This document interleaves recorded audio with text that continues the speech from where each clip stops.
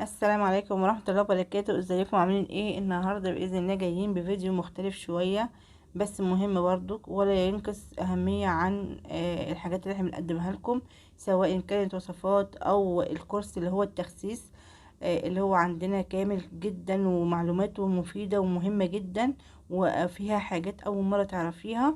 اللي ما شافش طبعا الكورس ده يشوفه عندنا في قائمة التشغيل، وان شاء الله باذن الله هنزل لكم اللينك عندي في صندوق الوصف.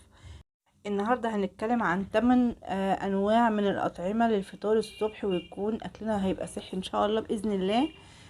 طبعا في بعضنا او اغلبيتنا بيتجاهل موضوع فكره الفطار الصبح، وعنده حجته ان هو ما بيعرفش ياكل الصبح اول ما بيصحى من النوم، او ان هو مثلا متاخر على الشغل او على المدرسه. وبعض مننا عنده اعتقاد ان عدم الفطار الصبح هيزود من الحرق او هيقلل من وزنه.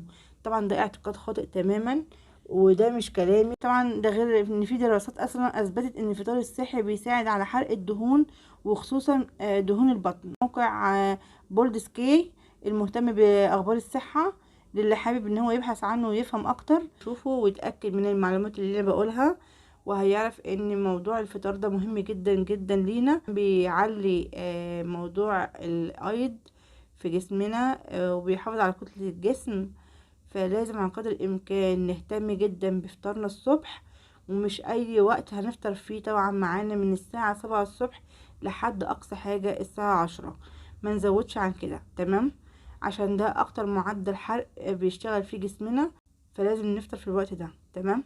والاهم طبعا نوع الاكل اللي احنا بناكله وبندخله لينا، سواء مفيد او مش مفيد. اهمالنا في تناول الفطار بيزود من الوزن ولازم نحافظ على وجبة الفطار ونركز عليها قوي ونهتم بيها ونخليها وجبة أساسية في يومنا، تمام؟ أهم من الغدا وأهم من العشاء.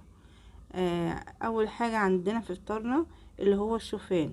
طبعا الشوفان كلنا عارفينه وهو غني عن التعريف، وعارفين ان هو مهم جدا في الأكل الصحي. طبعا غني جدا بالألياف، سعراته الحرارية قليلة جدا، وكمان بيساعد على خفض الكوليسترول الضار في الجسم. تاني حاجة معانا البيض، والبيض برضو مهم جدا ومصادر البروتين عالية اوي فيه، وبيحتوي على نوع مغذي وليه قدرة عالية جدا في حرق الدهون. بس ما نزودش يا جماعة، تمام؟ احنا اخرنا بيضاية او 2 بالكتير. الشوفان ممكن 3 معالق.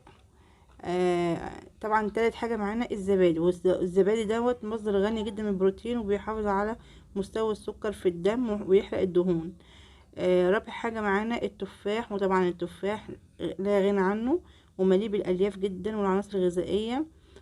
معانا كمان خامس حاجة اللوز، واللوز بيختص بالدهون الأحادية المشبعة. سادس حاجة معانا عين الجمل، وعين الجمل برضو غني جدا بالأحماض الدهنية وأوميجا 3 ومستوى الجلوكوز في الجسم، ومهم جدا في العناصر برضو المهمة جدا لجسمنا. وطبعا سابعا الموز، طبعا بيحارب الدهون زي ما قلت لكم، وليه قدرة كبيرة جدا من البوتاسيوم والألياف. تامن حاجة معانا وآخر حاجة السبانخ. طبعا والسبانخ مليانة جدا بالفيتامينات والمعادن والألياف اللي جسمنا محتاجها، ولازم نركز عليها قوي. ومش مشكلة ان احنا نفطر بيها الصبح، انت ممكن تستحوذي عليها بأي طعم بحيث ان انت تقدري تاكليها الصبح ان شاء الله بإذن الله. فطبعا 8 حاجات مهمين جدا. حاولي تنوعي، حاولي تغيري، حاولي تدوري على الحاجات اللي ممكن تفيدك في الفطار الصبح، بس في الأهم والأهم ان احنا نحافظ على الفطار الصبح، تمام؟ اتمنى ان شاء الله باذن الله اكون افدتكم النهارده بمعلومه، ويا رب اكون عند حسن ظنكم. ولو عجبكم المعلومات وعجبتكم النصايح برضو كلموني وعرفوني وقولوا لي رايكم، نستمر ولا لا، تمام؟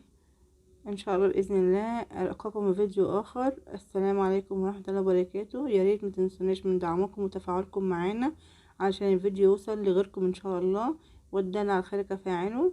دمتم في حفظ الله ورعايته.